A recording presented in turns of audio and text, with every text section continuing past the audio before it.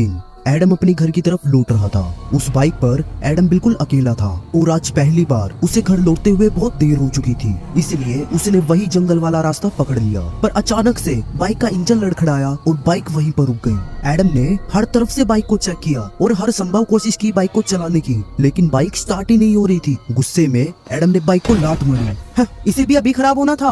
Adam ने जब चारों तरफ देखा तो उसकी रूह कांप गई। दूर दूर तक उस जंगल में कोई भी नहीं था और बहुत ही अलग अलग जंगली जानवरों की आवाज सुनाई दे रही थी। एडम बहुत ही ज्यादा डर गया और खुद को गाली देने लगा कि वो इस रास्ते से आज क्यों आया। तभी एडम अचानक से डर गया। काले रंग के कपड़े पहना हुआ एक व्यक्ति उसकी बाइक से गुजर रहा था। अरे ये कहाँ से आ गया? अभी तो दूर दूर तक यहाँ कोई भी दिखाई नहीं दे रहा था। एडम उसे घूर घूर कर देखता रहा, लेकिन वो व्यक्ति बिना कुछ बोले उसके पास से गुजर गया। पर हिम्मत करके एडम बोला, सुनो ब्रो। एडम की आवाज सुनते ही वो व्यक्ति अचानक से रुक गया और बोला, तुम मुझे बुला रहे हो? हाँ, मुझे तुम्हारी मदद चाहिए। ये सुनकर होड़ी वाला जो व्यक्ति था वो मन ही मन हंसने लगा। वो पलटा और बोला, तुम मुझे अपने पास बुला रहे हो? एडम को समझ नहीं आया कि वो ऐसे सवाल क्यों कर रहा था। हाँ, मैं ही तो तुम्हें अपने पास बुला रहा हूँ। वो अजीब सा व्यक्ति एडम के पास आया और बोला, मैं बिना बुलाए किसी के पास नहीं आता। एडम को लगा कि ये व्यक्ति पागल तो नहीं, ये कैसी बातें कर रहा है। पर एडम सीधा मुद्दे की बात पर आया और बोला, ब्रो एक्चुअली मेरी बाइक खराब हो गई। यहाँ आसपास कोई मैकेनिक होगा जो मेरी बाइक ठीक कर दे? हाँ, वहाँ पर एक मैकेनिक है जो हमेशा खुला रहता है तुम्हारे जैसे लोगों के लिए। एडम थोड़ा घबरा गया। वो फटाफट अपनी बाइक पे बैठा और उसको धीरे धीरे चला चला कर आगे तक ले गया। पर कुछ कदम आगे चलने के बाद जब एडम ने पीछे देखा तो वो चीख पड़ा।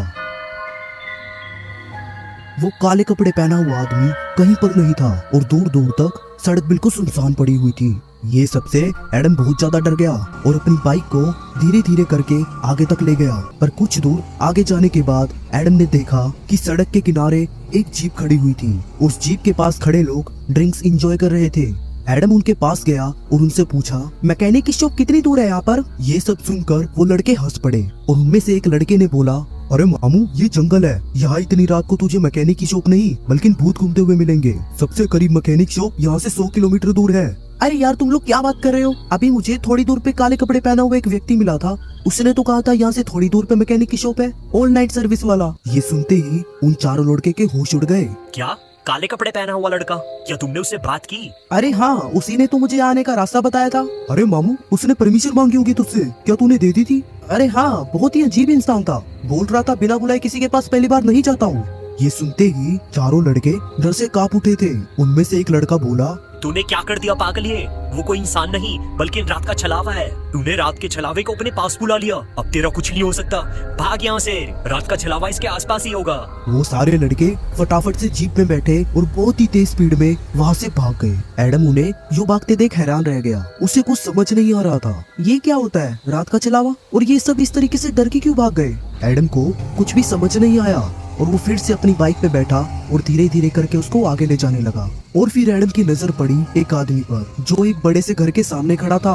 उसे देखकर एडम को थोड़ा जोश सा आ गया और वो उस आदमी के पास गया और उससे पूछा, अरे भैया, यहाँ पर मैकेनिक की शॉप कहाँ पर है? उस व्यक्ति ने एडम को कहा कि यहाँ दूर दूर तक कोई भी मैकेनिक की शॉप नहीं है। पर वो व्यक्ति बाइक ठीक करना जानता था। उस व्यक्ति ने एडम की बाइक को अच्छे से चेक किया। एडम ने उसको कहा, अरे भैया, मेरे दोनों बाइक के टायर फट चुके हैं। पर जैसे ही वो आदमी उस बाइक पर बैठा, मुझे तो नहीं दिख रहे पंचर, मुझे तो ये बिल्कुल सही लग रही है। एडम की बाइक अचानक से ठीक हो गई। बाइक को फिर से चलता देख एडम के मुंह पे मुस्कान आ गई। उसके बाद एडम ने उस आदमी से पूछा, अरे अंकल, क्या आपको पता है ये रात का छलावा क्या होता है? ऐसा बोलते हैं कि रात का छलावा भटकती हुई रूह होती है जो कि इंसानी शक्लें बदलकर शिकार करती है, फिर उस इंसान की आत्मा को अपने जैसा छलावा बना लेती है। रात का छलावा सिर्फ रात को निकलता है और जब धूप की पहली किरण धरती पर गिरती है तब वो गायब हो जाता है और वो अंधेरी जगह छुप जाता है। ये सब सुनकर एडम के होश उड़ गए। ऐसा भी होता है इस जंगल में? जो रात को एक काले कपड़े पहना हुआ आदमी मिलता है, क्या वो रात का छलावा है? और अंकल, आप तो रात भर यही रहते हो, आपको वो लड़का कभी दिखाई नहीं दिया? ये सब सुनकर वो आदमी हंस पड़ा और बोला, अरे ये सब भूत प्रेत छलावे, ये सब बस वहम होते हैं, कहानी किससे होते हैं ये सब। अगर रात का छलावा सच में होता तो मुझे नहीं दिखता, मैं तो पिछले यहाँ 1000 साल से बैठा हूँ। ये सब सुनकर एडम के होश उड़ गए। 1000 साल? अरे अंकल, आप क्यों डरा रहे हो मुझे? अचानक से उस आदमी की आवाज बदल गई और उसकी बॉडी में से एक काले रंग का धुआं निकलने लगा। आओ एडम, मैं तुम्हें अपनी दुनिया दिखाता हूँ। एडम हैरानी से चीख पड़ा कि वो उसका नाम कैसे जानता था। उसके बाद एडम ने अपनी बाइक पे उस आदमी को धक्का दिया और बहुत ही तेज स्पीड से वहां से निकल गया। काफी दूर आकर एडम ने पीछे मुड़ के देखा तो वो आदमी वहाँ पर नहीं था। उसके बाद एडम ने राहत की सांस ली। अरे यार, अब मैं इस रास्ते कभी नहीं आऊंगा। जब एडम ने आगे देखा तो उसके तो रोंगटे खड़े हो गए।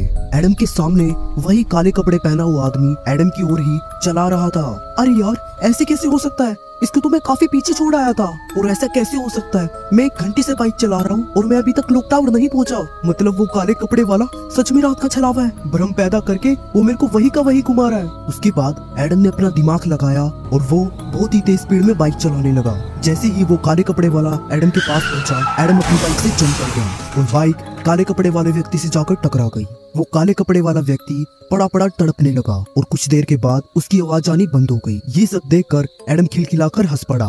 मैंने मार दिया मैंने मार दिया, मैंने खत्म कर दिया रात के छलावा को। पर जैसे ही एडम ने फिर से बाइक स्टार्ट की, उसके होश उड़ गए क्योंकि एडम की बाइक फिर से खराब हो चुकी थी और वो अपनी बाइक पर बैठकर धीरे धीरे करके उसको आगे ले जाने लगा। आगे पहुंचने पर एडम को वही 4 लड़के फिर से दिखाई दिए, लेकिन इस बार वो लड़के कार में बैठे हुए थे। एडम भागकर उन लड़कों के पास गया और बोला, अरे दोस्तों, मैंने उस रात के छलावे को मार दिया, अब वो किसी को परेशान नहीं करेगा।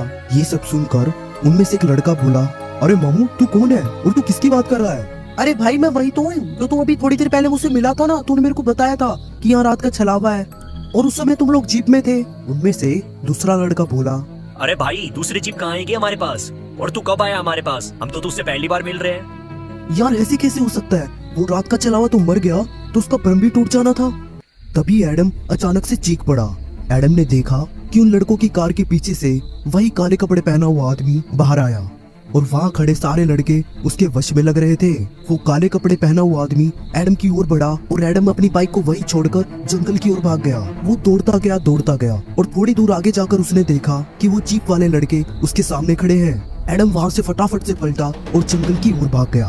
वो जंगल से भागते हुए रास्ते की दूसरी ओर निकला तो उसने देखा कि यहाँ तो एक सड़क है। जब एडम सड़क के पास पहुंचा तो वो चीख पड़ा। वो उसी जगह पर आ गया था जहाँ पर उस भयानक आदमी ने एडम की बाइक को सही किया था। जब एडम भागने के लिए पलटा तो उसका खून सूख गया। उसके सामने वही काले कपड़े वाला छलावा खड़ा था। तभी वो छलावा बोला, बहुत खेल खेल लिया आंख मिचोली का, सुबह होने को है, मेरे घर लौटने का टाइम हो रहा है। अभी एडम ने देखा कि सामने से तेज स्पीड में गाड़ी आ रही थी। एडम ने सोचा कि वो उस रात के छलावे को गाड़ी के नीचे धक्का देकर मार डालेगा, लेकिन एडम और खुद गाड़ी से जा टकराया और सीधा उस गाड़ी के नीचे आ गया। उस रात के छलावे ने देखा कि एडम मर चुका था। वो रात का छलावा मन ही मन खुश होने लगा और वो पलटा तो उसके पीछे एडम की आत्मा खड़ी थी। रात का छलावा एडम को बोला, ये जगह अच्छे से देख लो, अब से तुम हर रात यहीं मिलोगे। ये सब कहकर रात का छलावा जंगल की ओर चल दिया और उसके पीछे